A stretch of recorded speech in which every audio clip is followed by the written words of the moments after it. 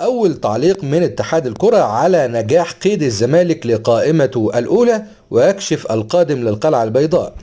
مصدر من داخل الاتحاد المصري لكرة القدم خرج للتعليق لأول مرة على نجاح الزمالك في قيد قائمته الأولى في قوائم الاتحاد المصري لكرة القدم.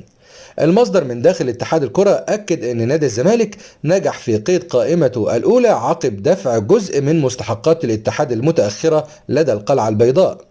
وتابع المصدر أيضا في تصريحاته أن إدارة الزمالك لا تزال لديها أزمة عدم تمكنها من قيد أي صفقات جديدة في قائمة الموسم الجديد، وذلك بسبب استمرار أزمة اللاعب الغاني إتشمبونج ومستحقاته، بالإضافة إلى مستحقات نادي سبورتنج لشبونة في صفقة عودة شيكابالا إلى الزمالك مرة أخرى. وأكد المصدر أن هذا الأمر متعلق بقضايا في الاتحاد الدولي لكرة القدم وليس للاتحاد المصري دخل فيها، مؤكدا أيضا أنه في حالة دفع الزمالك لتلك المستحقات سيتمكن من قيد أي صفقات جديدة في القائمة الثانية خلال فترات القيد الحالية. وكشف أن اللاعب إتشمبونج له مبلغ 180 ألف دولار، بينما سبورتنج لشبونة مبلغ 1.5 مليون دولار.